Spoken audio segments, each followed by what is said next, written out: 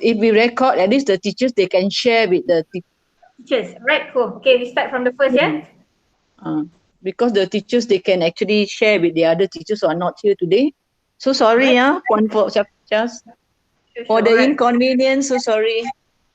Okay, we start from the first slide, right? Yeah? Okay. I tell you when we are ready. Okay.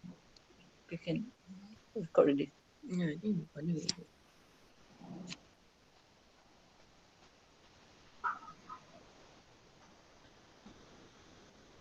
Yeah, record. Okay. Okay. I've already started recording. So Right. sorry, teachers, for the inconvenience. All right. Okay. All right. Okay. I'll start again. Hi. Good morning. I'm Puan Syafinas. I'm working. I'm an SIC plus Bahasa. Uh, I'm working in PPD Seremban currently. So for today, our topic to discuss is differentiated teaching and learning. Focuses more on the remedial classroom.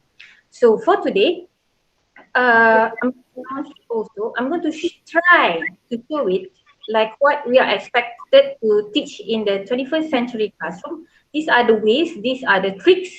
This is where differentiated, HOTS, KBAT, technology, everything is actually in one classroom. It's not separated. Okay, so let us go to the second slide. Can we look at the second slide, please? This slide, please. Oh yes. Okay, on the second slide, you can see that I put there the objective and success criteria. So in the 21st century classroom, as a teacher, we are expected to share the objective.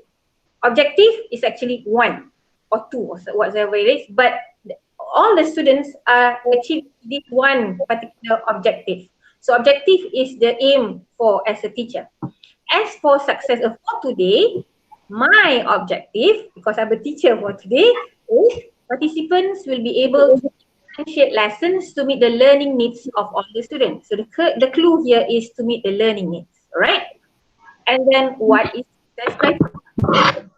Criteria is the indicator as a student whether they can achieve the teacher's objective or not. So, if the participant the key principle for differentiated learning. Number one, if participants can identify differentiation approaches, as a teacher, I'll be a successful teacher for today's session. That is why we need to change our objective with our participants, our students in the classroom. Okay, so that is our objective, yeah, for today. I allow teachers, if you have any questions, you just like switch on your mic and ask questions, yeah. It's more to discussion session for today. Okay, shall we proceed to the third slide? The third slide, please. Okay, the third slide, this is our first section. The key for differentiation is we need to know what interests our students. And what questions we have to ask ourselves is, do we really know our students, right? So if we proceed to slide number 4, you can see how remedial classroom is defined. So remedial classroom is actually for us as a teacher to help the struggling learners show up their basic skills. That means we are helping this struggling, yeah, they are struggling with their skills. And that means we are giving them extra support. Why we are giving them extra support? That means extra work task. Why? Because look at point number 2, we are closing the gap between what the students already know, the schools and what they are expert to know. That means in a layman's words, this particular group of students are not at par yet with what they are expect to achieve at that particular age or at that particular stage. So now we are bridging this gap, closing this gap actually. So what we are supposed to do is, first thing we have to do, look at point number 3, we have to identify the slow learners first. Who are those people who are in need of help? Okay. And then once we know or manage to identify these kids, we are supposed to help these kids. Right? Okay, shall we proceed to slide number 5, please? Okay, what to look for in a remedial program? Okay, so to sum it up is, look at point number 1. on the left side. Remedial programs offer more individualized instruction than full class instruction. As we are when we deliver instruction, we must cater to all stages of them, because segregation of classroom should be by right, should not be allowed anymore. So that means in a classroom we have so many levels of students. It's a mixed ability classroom. So how we are going to individualize it for them? Okay, that is the things that we are going to explore today. And then look at point number 3. Your child's remedial program should be research-based. That one is a very scary thing for teachers and for me myself when I learned this topic way back 2012, right? So what happened is research-based, don't worry, I'm going to show to you how does that research-based is going to be carried out. It's not like you are going to do like citation, quote by whatsoever. No, you're not going to do that, all right? But we are going to do research for that particular students without you noticing it. You already have that solution. And then, okay, look at point number 1, 2, 3, 4, 5. Number 5 on your right side. Teach your child the material in a different way from the way he was taught the first time around. See, I'm giving you the clue here. What is research-based is all about. That means this is not working, you change to the next strategy. Strategy A not working, go to strategy number B. Why? Because we want to close the gap, right? And then the trick for differentiation is a correct technique of grouping. Okay? Right. So how we're going to go grouping after this? Now, before we do the grouping, look at slide number 6, page number 6, slide number 6, please. Slide number 6, please. Go. Please. Okay, in slide number 6, you can see session 1. Our session for today is Know the Learner. Know the Learner is connected well with Gartner. All of us are teachers, educators. We are very familiar with Gartner. Gartner believes in the multiple intelligences whereby people are grouped based of personality. You can see from the graphic there, you can see bodily kinesthetic, interpersonal, verbal linguistic, logical mathematics, naturalist, interpersonal, visual, and musical. Why we need to do this? Is it an extra burden for us? Is it an extra task for us? Okay, based on the theory of differentiation, by right, all teachers, before we start our lesson, we need to really know our students. There are tests, a special test to be conducted before we design lesson. But thank God, starting from a couple of years back, if we realize that our the counselors in schools, they already conducted this test for the students. But the thing is, some of them, not all of them, some of them are keeping it secret and doesn't want to share with the students. Do you know that the input from the counselors is actually testing all the Gartners? Okay, the Gartners, whether they are, these students are kinesthetic, these are people smart, word smart. So we need that input. Okay, so let's say that the counselors can share with you, the input in order to help the students. Have time. The counselors doesn't want to share with you, and we don't have time to like really conduct a test for them. It's very easy. We have been with the students for a very long time. We know what kind of students they are if you are close to them, right?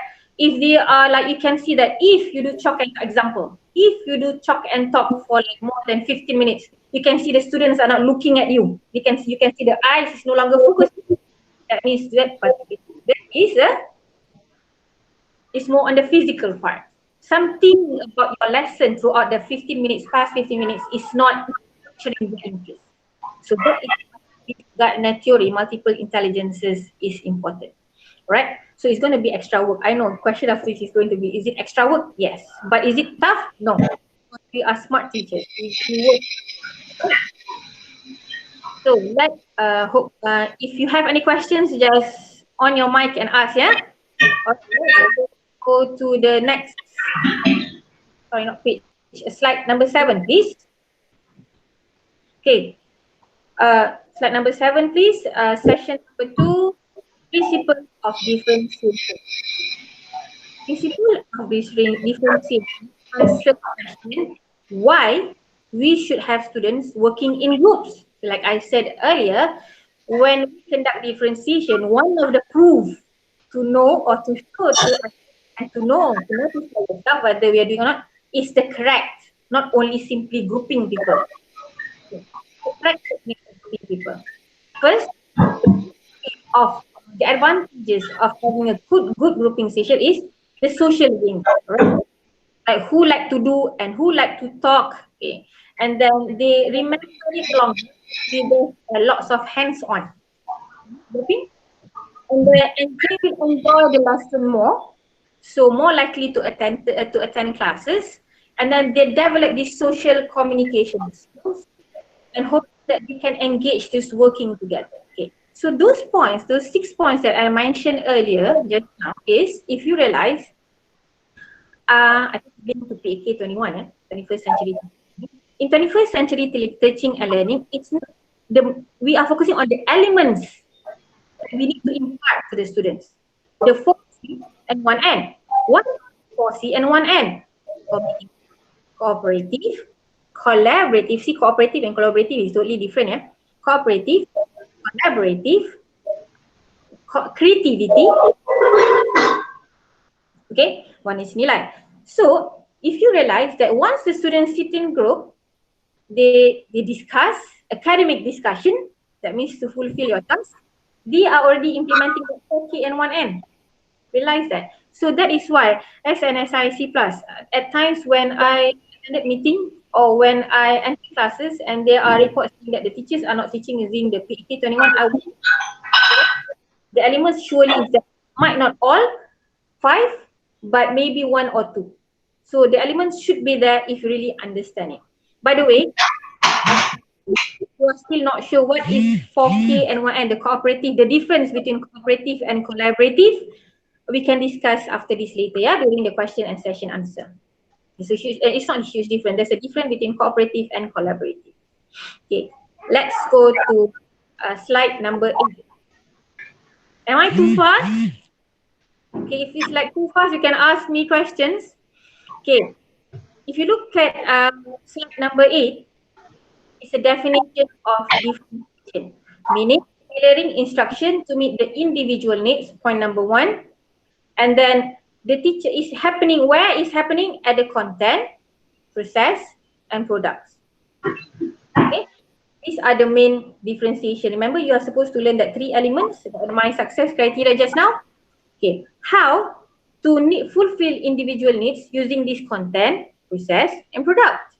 So the trick or the formula is on your right side. As a teacher, we need to our curriculum first.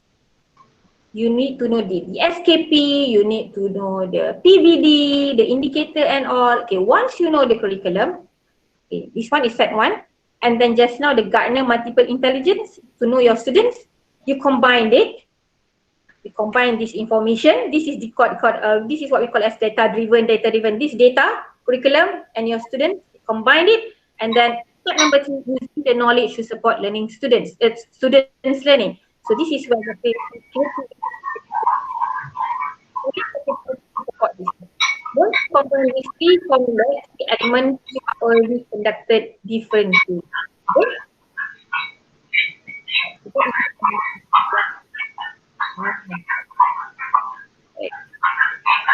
Ponas, I don't know why is echoing. Miss Emily Poon, can you switch off your mic, please? Miss Emily, can you switch off your mic? Because her mic is on, that's why the echo is very bad. Okay. Miss Emily, can you switch off your mic, please?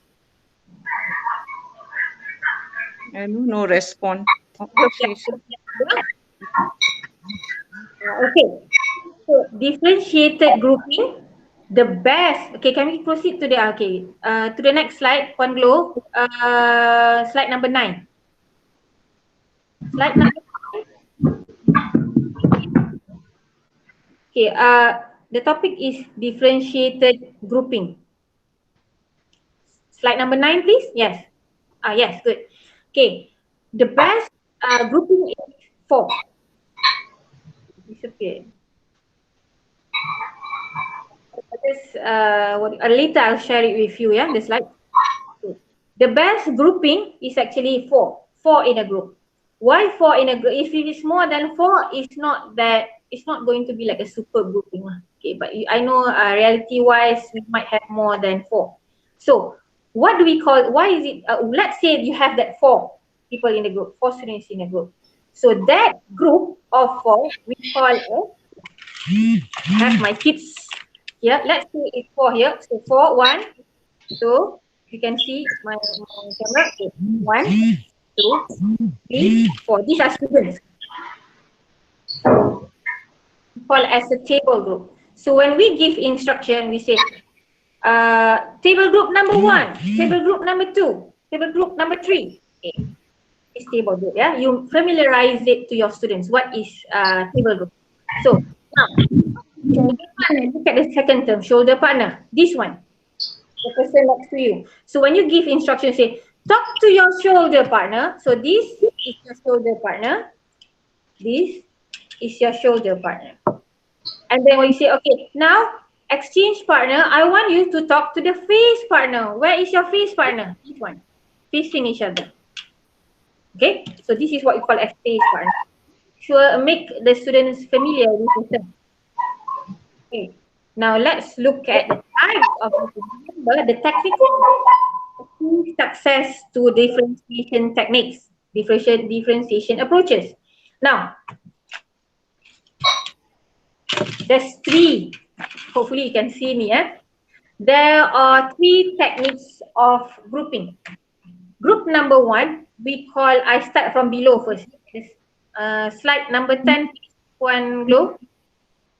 There are 3 techniques of grouping. We start from below, social group. Puan Glow, slide number 10, please. Types of grouping, yes. Okay, this is what we call as social grouping. What do we do with social grouping? Students enter classroom, they sit at their own liking, whatever they want. So that means they are mixing. That is technique number 1. Technique number 1, the social group is where the teachers don't have any objective to do any pentaksiran bilik darjah. Because remember, we need to do it every day. Okay, by right every day, or at least record it every day, or at least record it. Okay, so if you do social group, it's not a good technique. Personally, my opinion, is not a good technique if you want to do perekodan, to record the students every day. Okay, what is the best technique grouping if you want to do PBD? Anyone can guess, or you want me to give straightforward answer? Okay. The best technique is ability grouping. Ability grouping is where, let's say these are smart group, intermediate group, weaker students. So these sit in 3. Red is smart, intermediate,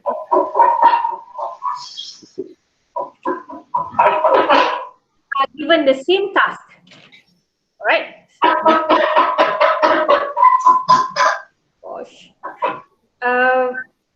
So when we have the same task, it's very easy. As a teacher in a classroom, we facilitate, we become the scaffolder. We just go around, we make sure that they can do any questions, they can refer to you. Remember, in the 21st century classroom, we are the knowledgeable others, the knowledgeable person.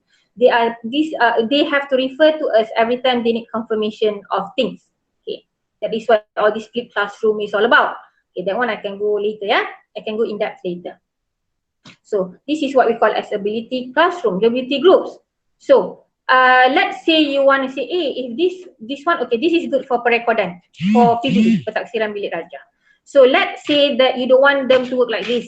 You want the smart ones to be at least in one group. So at least one smart this group, one smart this group, at least like that. So if that is your technique, it's called as mixed ability groups.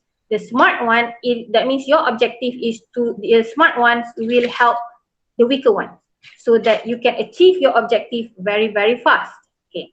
So again, who's the boss in the classroom? Is you. The teacher is the boss in the classroom.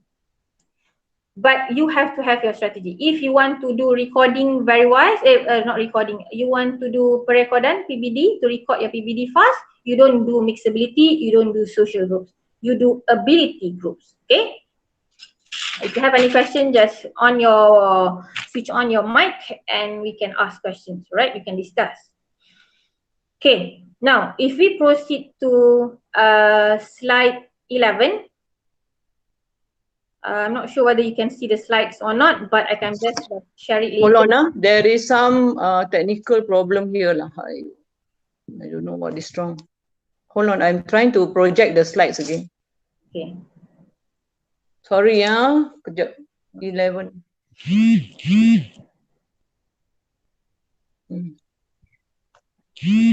Is this the one? Is this the slide? Slide number 12. Number Please. 12. Is this the one? Okay, yes. Okay, So, okay. I proceed. So, based on differentiation approaches, we have 3 approaches: content, process, product. Okay, okay. Never mind. Okay, never mind. Of differentiation approach. It's okay. Content meaning what is being learned by the students.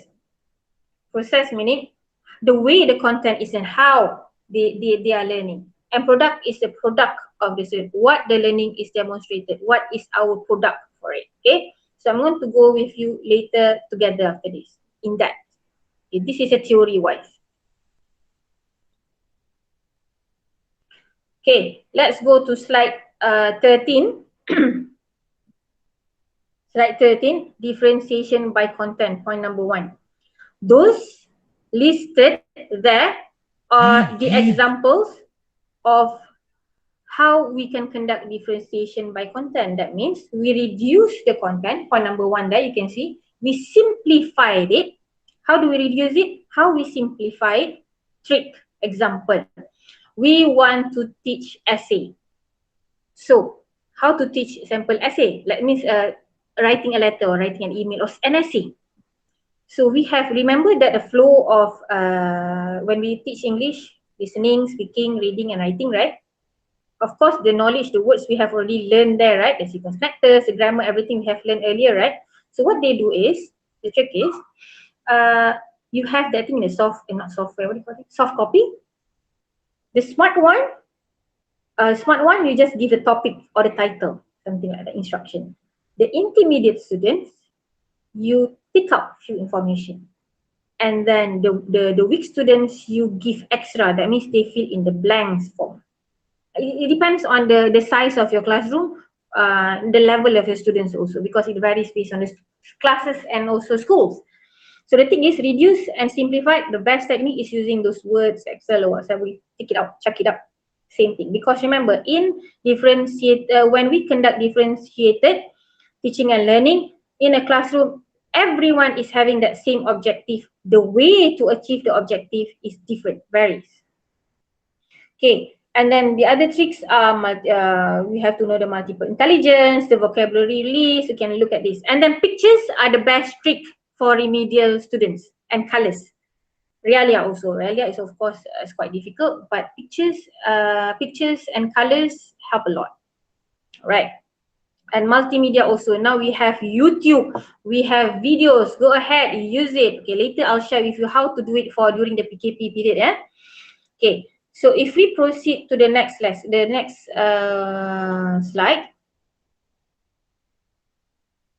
Okay, just now content, right? So now we are at slide 14, differentiation by process. That means what is the meaning of differentiation by process?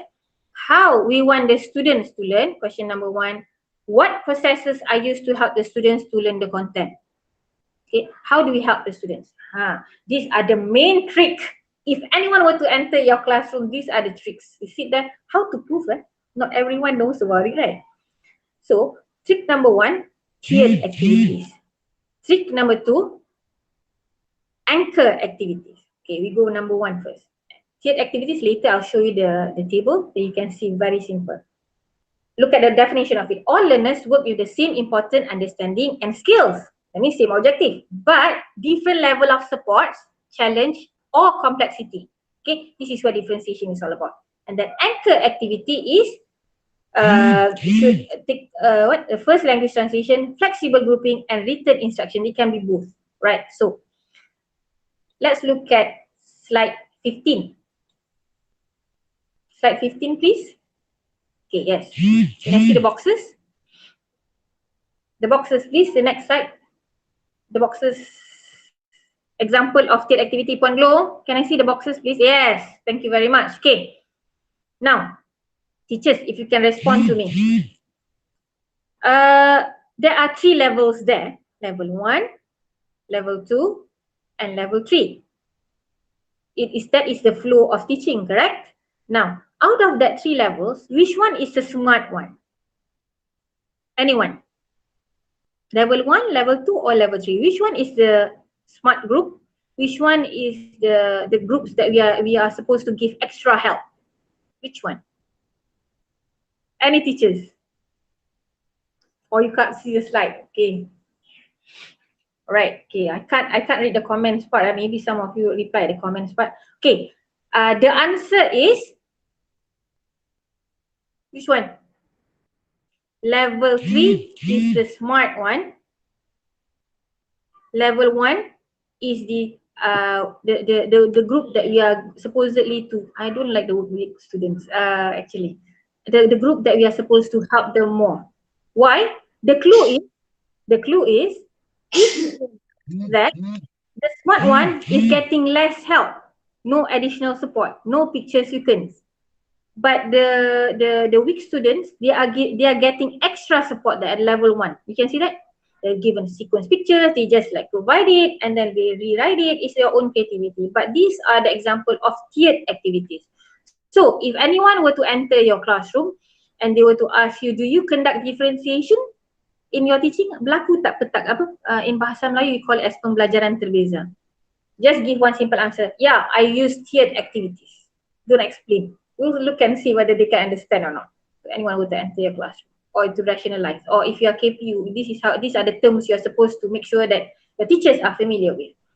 Tiered activities, okay? That means we give support based on their level. Remember the grouping just now? Okay. Now we proceed to the slide number 16.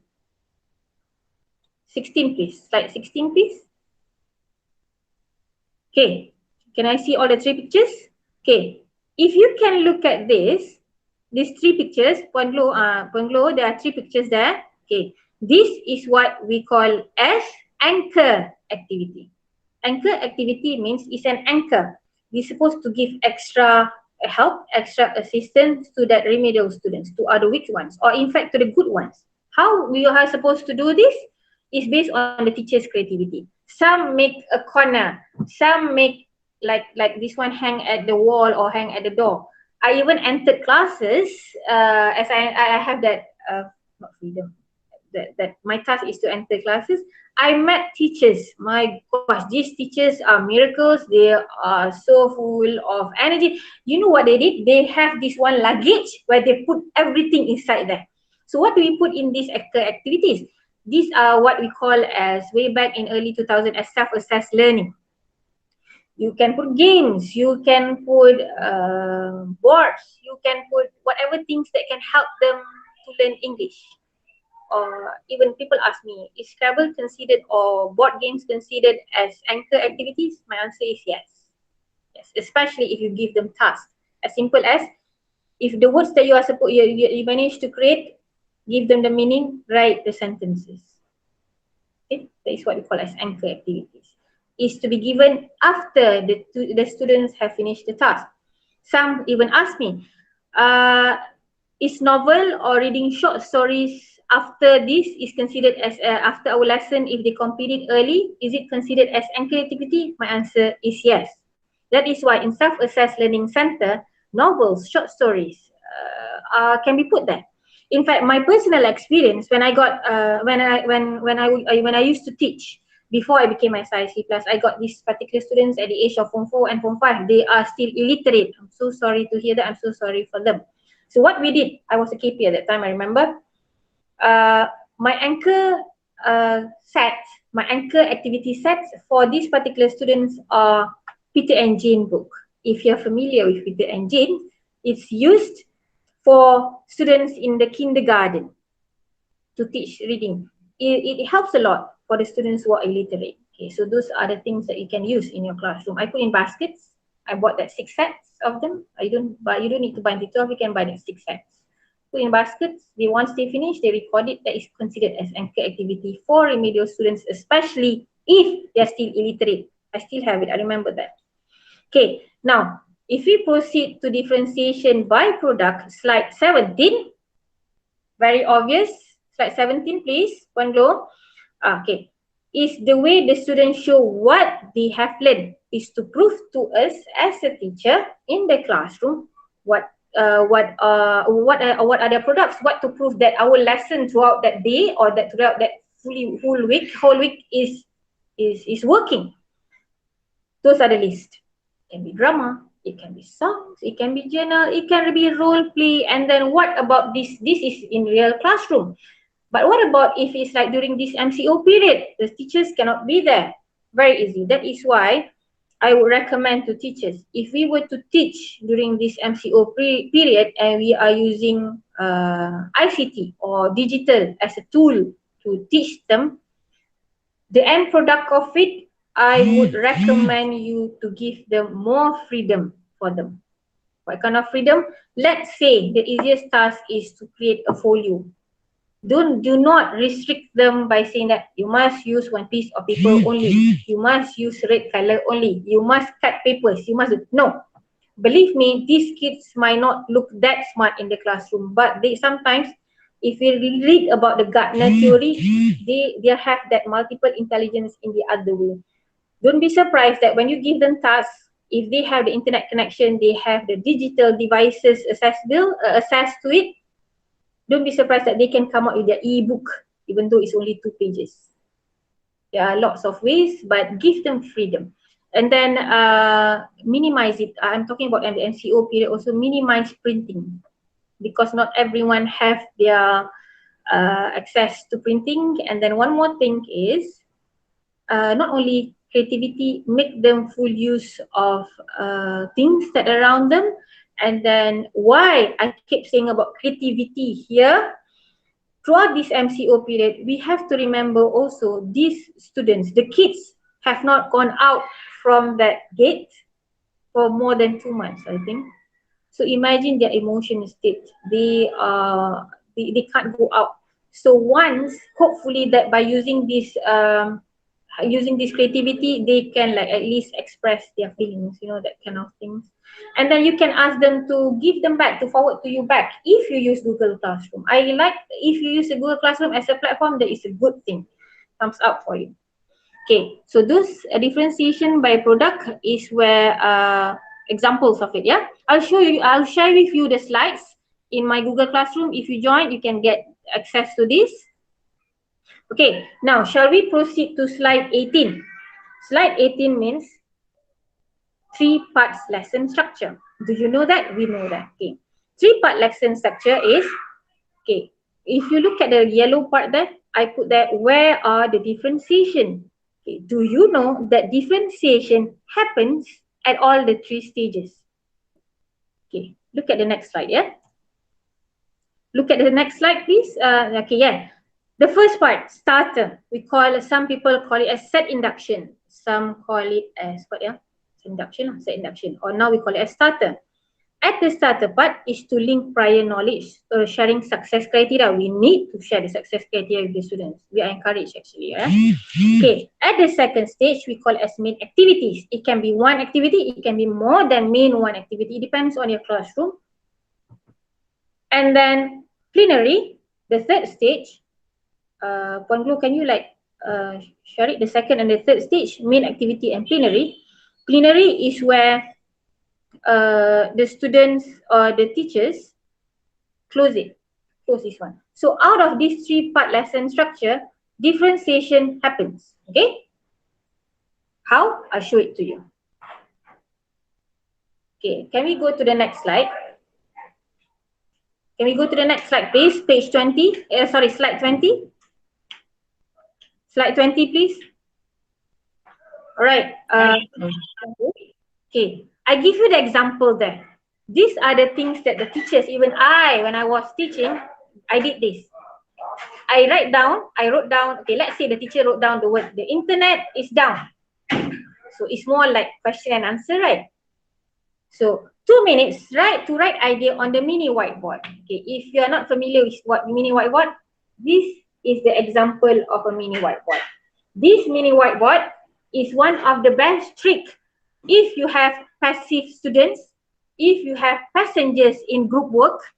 Even I use this a lot in all my workshops when I teach, okay, when I conduct any courses, right? So this is expensive one. The cheapest one is you can use A4 paper and laminating. It's the best tool for passive students. So 2 minutes write down. So they wrote down here. And then on a signal, show their board. So students show their board. You can see there's no passengers there. So is there any elements of differentiation when you conduct this in the classroom? I just wish you can like reply to me. I cannot see you. I cannot hear you. Okay. So the answer is actually yes. Where? Okay, there. Point blue, please press enter. You can see the answer. So the answer is at the content and process, number 1. How? Why is it content and process? Remember, see? It's a simple activity as you write down the board and then they reply to you. And then also the content. Question number 2. Questions level directed to students' ability skills. So, my point here is differentiation is very easy to carry out if you get the correct technique. And then one more thing, people ask me, Puan Finance, how to implement KBAT HOTS? HOTS questions. HOTS can come in 2 forms. I try to show everything in differentiation, HOTS, everything in one lesson. HOTS can come in 2 techniques. One, questioning techniques. That means you go start from below, you go up. And then one more technique is activity techniques. That means it's that grouping work. Okay. So questioning technique, never ever do this because I encounter 1 or 2 cases when I enter classroom. Do not do this, yeah. Example, as you were like teaching with the students, talking and chit-chatting and ask questions, and I said, okay, listen. I'm going to ask you 1 hot question. Do not do that. Hot questions, yes, is about questioning, question and answer session. Never ever stop them and say and mention this is a hot question. No. Because questioning techniques is where, if you refer to the Bloom's taxonomy, is from down to up. That means from testing, understanding, remembering, using the schemata to something challenging. So when you stop, it's as if you stop your brain. This is a theory I learned when I went for British Council courses regarding HOTS questions. That means when you stop, I want to ask this HOTS question, that means you stop your brain. That means all this while you're not critical. That means all this while you're not smart. No, never ever do that. Questioning is very smoothly done, okay? So we go back to this differentiation. Look at that simple starter. I know most teachers did this. Differentiation happens, okay? It's happening there. So can we go to the next slide? Slide number 21. Slide number 21, please. Okay. Slide number 21. Okay. Let's say your main activity number 1. You sit if that mixed ability groups, 4 students per group, and then you play that technique of all right round robin. All right round robin, you can Google it later. It's like a task, and then you exchange papers among the 4 groups. Simple activity, right? Is differentiation happening? Of course. Look at the answer. One where you can like press it, you can see the answer there. Where? It's happening at the process stage. Why it's happening at the process stage? Because you need to know why. Because if people come to your classroom, when you have to actually, you need to know why. Why? Because students support each other in a mixed ability group. They're supporting each other. And then when they do that all right round robin, you give the answer, you make sure that the answers are not being repeated. And then students rate and build own ideas of peers. That means from there, you start there and then build some more. So differentiation happens. See? Okay, now we go to activity number 2. Next slide, please. And have the next slide, please. Slide number 22. Okay, slide number 22 there. They play jigsaw for ability teams. Now the teacher is reshuffle the group. Reshuffle the group, remember the this one, the grouping? Okay, so they put their basic, intermediate, advanced. So if people ask me in a classroom, can you exchange grouping? Of course, it's to cater the students' need. So now they sit in groups, different tasks given. Remember tiered activities? This is what they call as tiered activities. So does the differentiation happen? Of course, very obvious because there's 3 stages there. Can you press enter to see the answer? Where it's happening at the content part. Why is at the content part? Because you do ability grouping for students to work at their level. This one is very obvious. Or the more intellectual words or the terminology used is tiered activities. We use the word tiered activities, alright? Okay, this is very obvious. Okay, let's go. We go to the next slide, please. Slide 23. Slide 23, please. Disciplinary. Simple. Think, pair, and share. Choose the most significant disadvantage from your list and say why. Write on the mini whiteboard again. This is a good tool, you know. I would recommend this. They write it here. Teacher say, okay, show your answer. They show it like this. Is there any differentiation? It looks easy. It looks like nothing. No, nothing. But actually differentiation happened. Where? Can you show the answers, please? Panglu? Give a click. It's happening at two stages. One is at the process. Why is the process? Because there's a thinking time. When I conduct this course for teachers outside there, a face-to-face course, teachers ask me, I remember, is it thinking time also is given? Thinking time, remember the 2 minutes? When you prompt question, you're supposed to like pause. And then if there's no answer, you simplify your question, give them clue, and then pause, give them time to think there. Do you know that is part of differentiation? Why is part of differentiation? Is connected well with the process of journey. And then the content, the speaking frame, please, on the board, students who need that. So you can read this thing later, yeah? So those are the things, as simple activity like this, differentiation is happening. Okay. Next slide, slide 24. If you give homework, is there any element of differentiation? Panglu, slide number 24, please. We give choice. See, I told you about creativity. 3 different tasks. Up to them. Is differentiation happening there? Of course. Why? Because at the product level, can you click enter, Panglo, so you can see the answer there? Because you give choice board for interest. There. That answer it. If people give that kind of homework, if you have that kind of conventional homework, no, it's not happening that much, right? Okay, so it's easy. Differentiation is actually easy. Now we proceed to slide 25. Slide 25, please. Next slide, please. Okay, familiar with this word? Assessment for learning and assessment of learning. Now, I'm hoping that anyone could answer this, but I noticed that most of you are in silent mode. If you want to answer, just click answer. Assessment of learning and assessment for learning. Have a look at the points given. Out of all these notes, which one is PBD, pentaksiran bilik darjah? Which one is mid-year, end-year exam, or SPM exam, or PT3 exam? Which one? So the answer is SPM exams summative, PBD pentaksiran bilik darjah formative. If we conduct differentiation, are we doing formative or are we doing summative? The answer is formative. Why is formative? As an educator, personally, as a teacher, I prefer formative assessment. Why? Because it caters to the students' individual needs.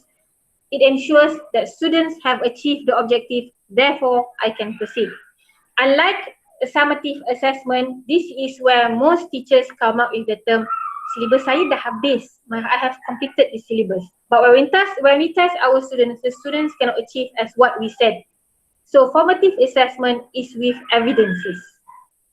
Not only because of recordan that one, But because it's already shown, oh, you understand this, so therefore I can proceed to the next chapter. You achieve this. Rather than assessment of learning is more on finishing the syllabus.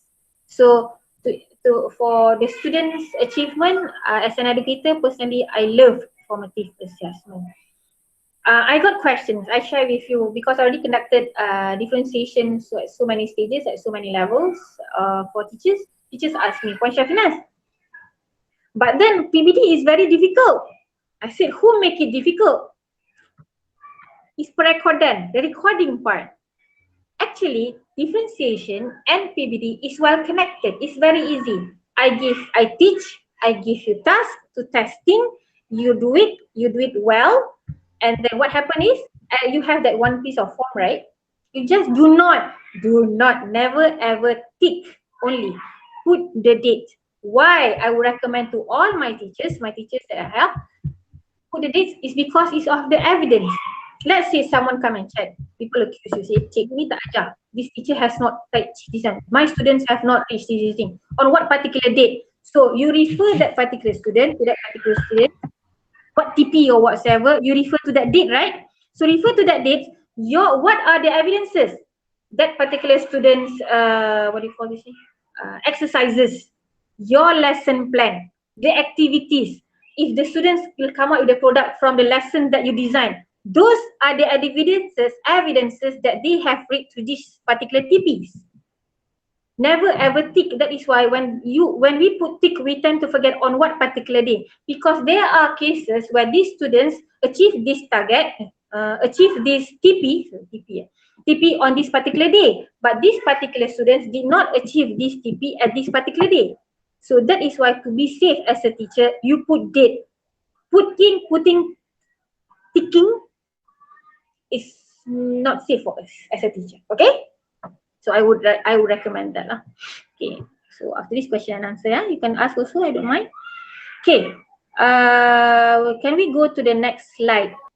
Recipe for effective feedback. Puan Glow, next slide please. Okay, if you look at the recipe for effective feedback, there are 3 main stages. If you want to make sure that differentiation is happening in your classroom, step number 1, always celebrate success. That is how you comment on people. For coaches like me, the first thing I would say is, I will not go straight to negative. No, there's no such thing as negative. We celebrate the success first. Highlight what was done well. Good job. Excellent job. You can do it in written, you can do it in verbal. Why? To motivate, to boost the motivation. But of course, no one is perfect. Because there's always areas of improvement. So step number 2, indicate where work could be improved. If you have time, you write down, especially if an essay. You see that, but if you were to focus on, you indicate where the room of improvement. There should be at least a small tiny mini room of improvement. Nobody is perfect in this world. And then after you suggest, of course people will ask you, because we are the teacher, we are supposed to be the knowledgeable ones, the expert ones. Say how, if they cannot think. Okay, you suggest how to improve. You can give a reminder, you provide scaffold, you give example, something like that. And then you give them time to explore and do research on their own. Okay. These flow are the recipe for effective feedback. Okay, now we go back to the definition of remedial classroom and differentiation, right? I did mention about research. A good differentiation is where teachers did research. So this is actually the research. It's not about this citation. It's not about if you can do it, it's good. Okay? It's not about I read this novel, I read this journal, I read these articles. If you can go, thumbs up for you. This is where the research of a student. That means you do the intervention program for that. Where does the intervention comes in? At the green part. They indicate areas of improvement. Blue, celebrate the success. Step number 1 just now, celebrate the success is to motivate. Step number 2, areas of improvement is where you as a teacher, the expert person in the classroom, design how those people have to improve. Which indicator would help you to go from B to A. You should say B to A. How, where, and then how, answer that. Suggest how to improve. That is where we as a teacher, our job or our role is needed. So this is what we call as a research. It's not about citation at all. Yeah. Okay. Can we proceed to the next slide, please? Okay, in the next slide is the Gangne 9 levels of learning. Gangne is very famous of cooperative and collaborative learning. Cooperative and collaborative learning. Gangne mentioned that there are 9 steps. First step, gain students' attention. How to gain students' attention is to share, the good starter. Okay, when you have a good starter or you get a good induction, you manage to gain students' attention. Once the students' attention is on you, you share the learning objective. So we have the same mission. Never ever do this. Never ever do this. It's recorded in YouTube. I saw it in primary schools where they make the students, the teachers read.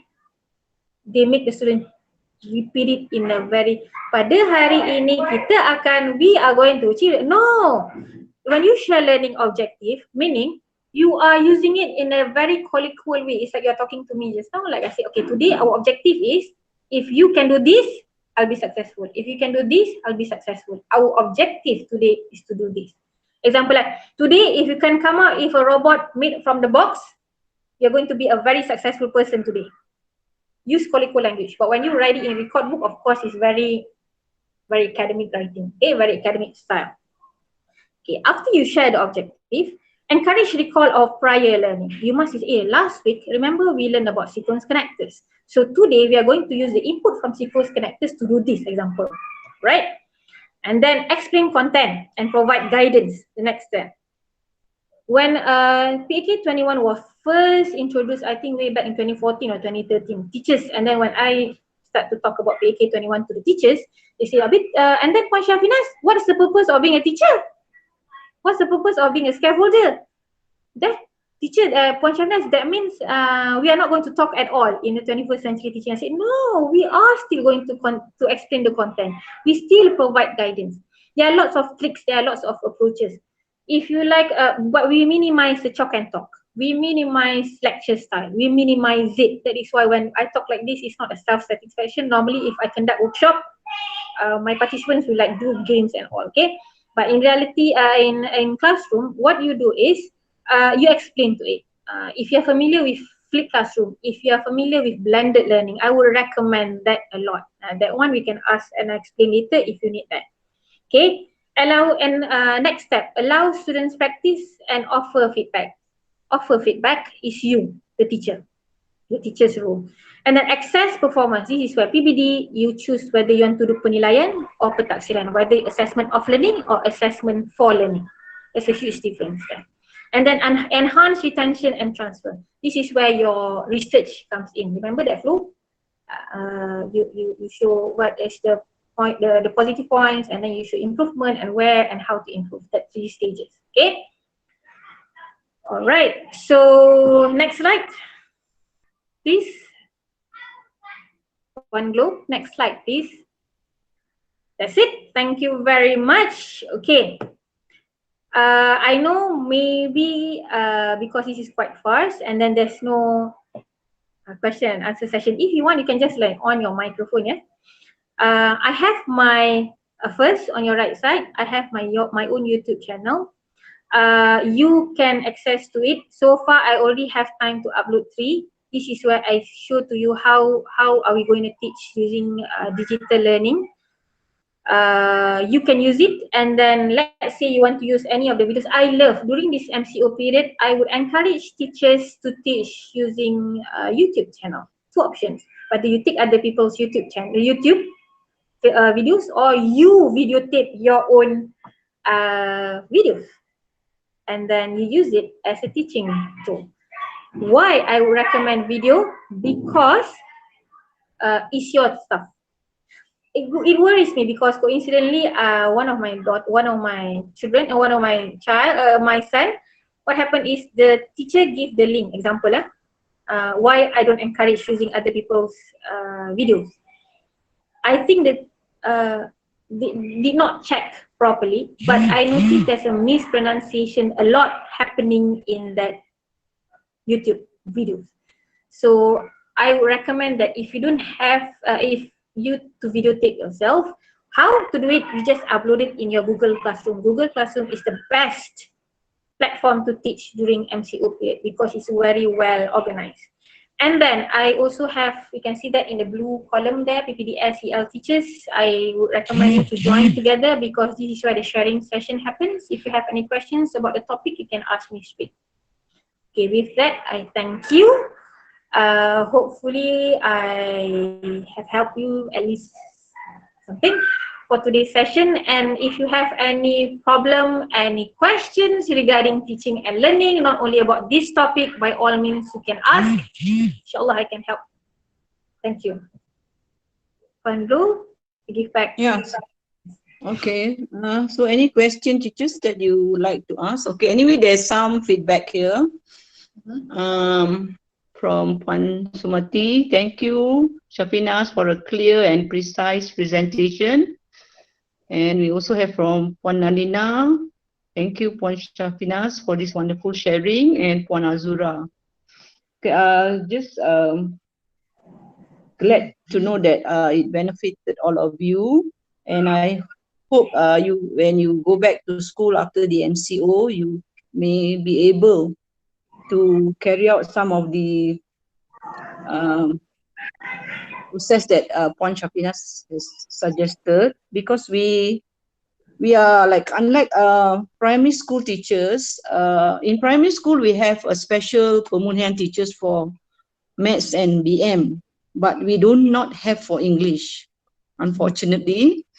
So all English teachers teaching English will be the remedial teacher. So for now, as for now, we have our pemulihan officers. My former post was the DELO, the District English Language Officer for the primary school. But now I am no longer. I used to assist Puan Noresa with secondary school programs as well. I'm sure some of you know about it. But now it is totally a different position. The post that I'm holding is totally for remedial. So that's why I have invited Puan Nas to share with us whatever knowledge that she has on remedial. This is not something new to me, but I have to learn a lot of things because in my previous post, I don't deal specifically with remedial pupils, you see. So I'm also actually learning and relearn. So hopefully I am able to help the secondary school teachers as well.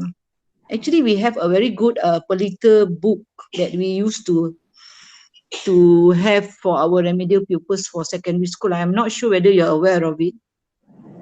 I think we need to do some editing with that book so that we can provide to schools. It's known as Politer.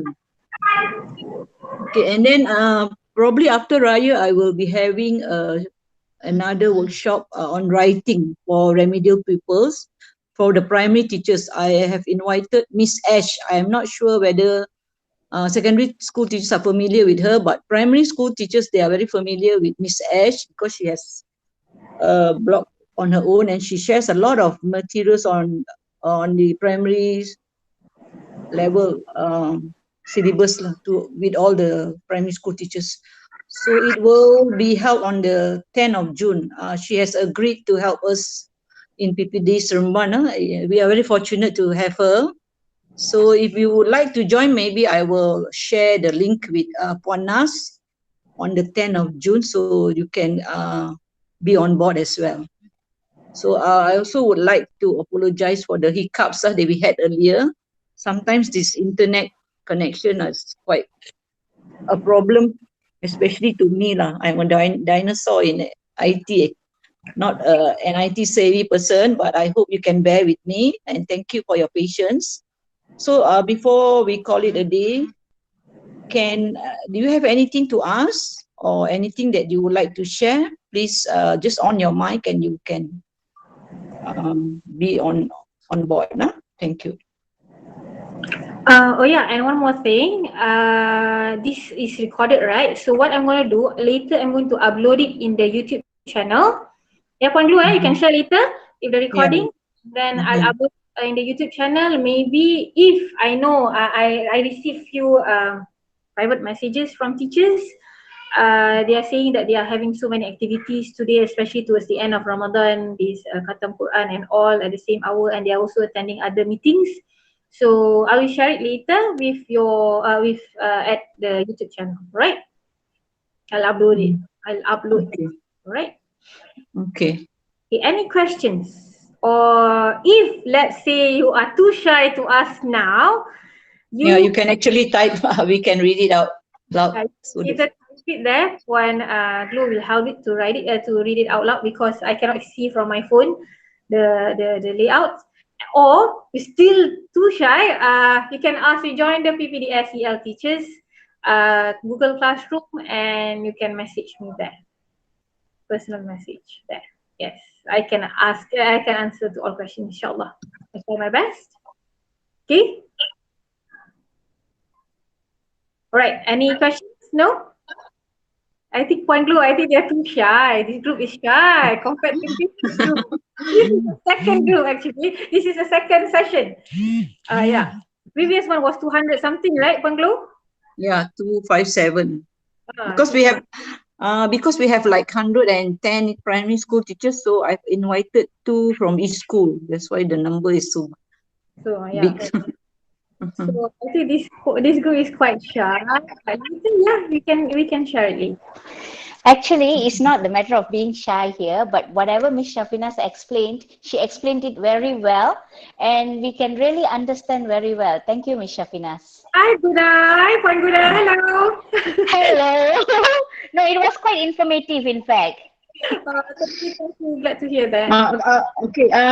Can I just ask what are the challenges you face during I mean in your teaching for remedial pupils? Because I'm sure secondary schools you have pupils who cannot read and write as well. Yes, yes, we do Because have now that. We do have that in we SPM. yeah, because we do not have a Linux program anymore Yep. since last year. So now we are actually solely depending on the class teachers teaching English in the classroom to help out with Mm-hmm. the remedial. Yeah, those previous years we have a Linux officer. We have Linux officers. Sorry, we have 5 of them in our district. 5, or sorry, 4, 4, 4. I think. Yeah.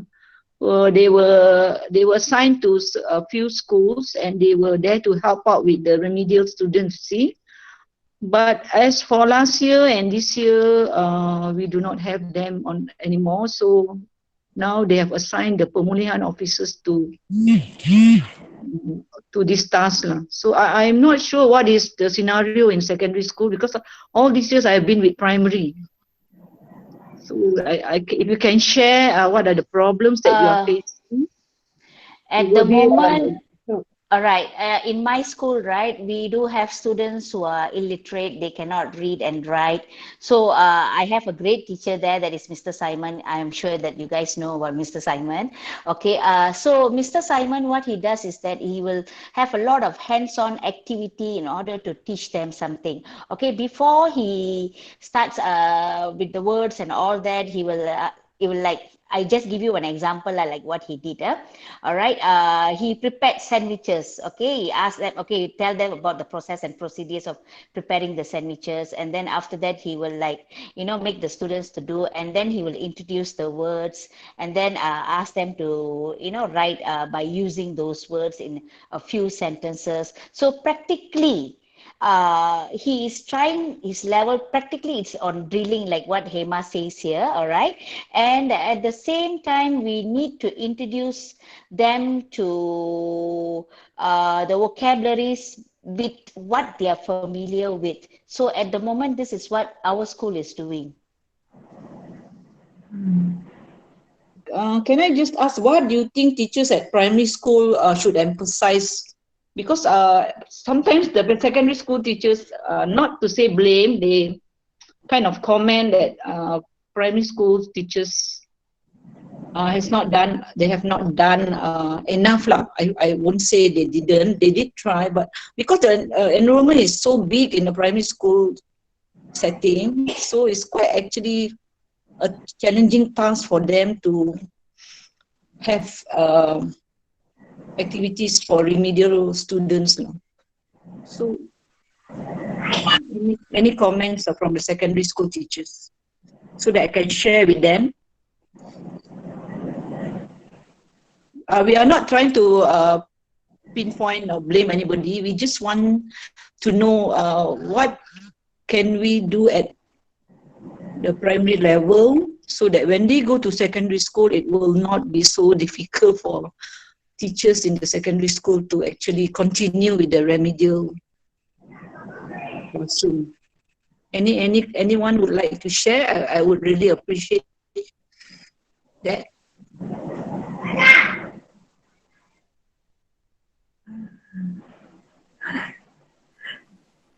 Miss Glow, it's not that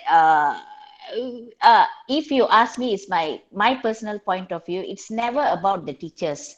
It's about the students. Okay, if they want to learn, they can learn no matter what. So practically, what we need here is that we need the students to be encouraged in order to learn. So that matters most than anything else.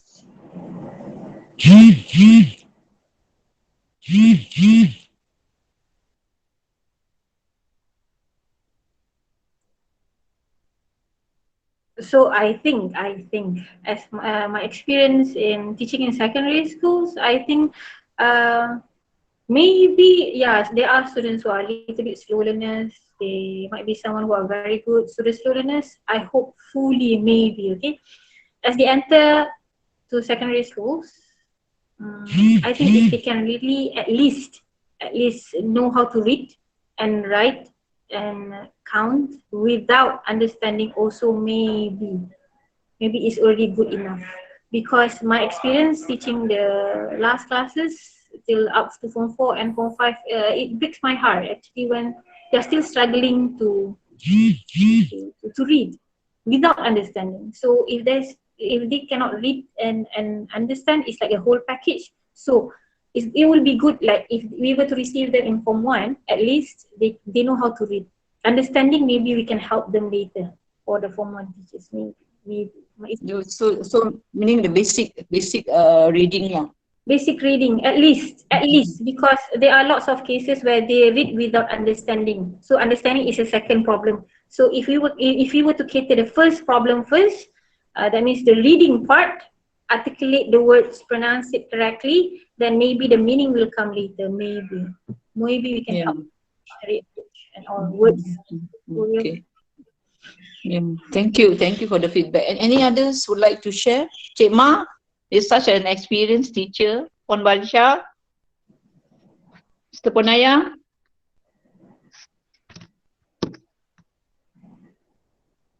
Right.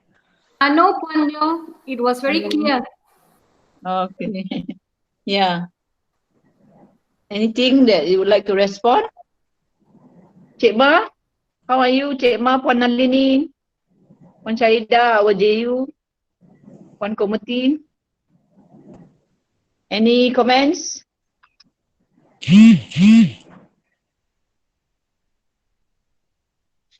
Okay. No comments, I guess. In case you have any problem, to those who have my number, you can just text me. If you want to learn more, you can join the Google Classroom. It's free. You just use the link. Yeah, remember to use your personal link. Do not use the MOA link. MOE, not MOA. MOA link.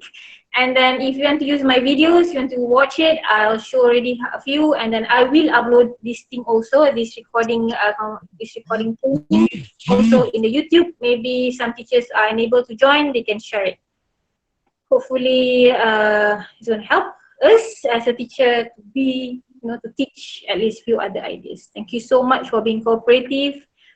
And that's it, I guess, Panglu? Yeah? Yeah. All right. Okay, call it off. Right. Yeah, okay. Thank you to everyone present here today.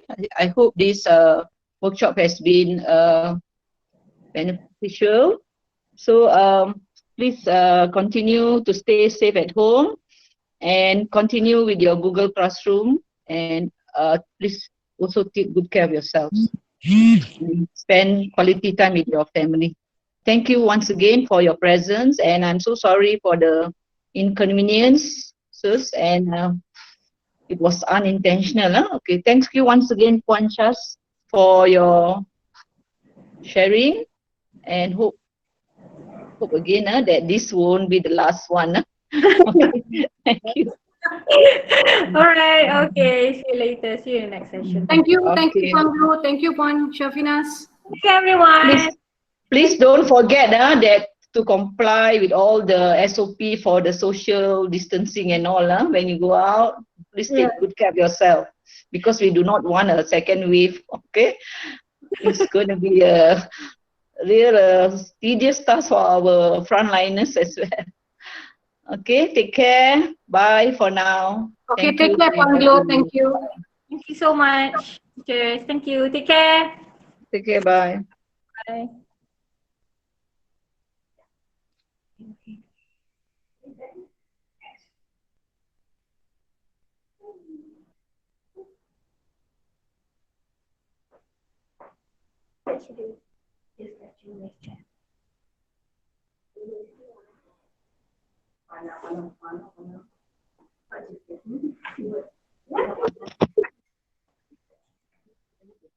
How to must delete all of them?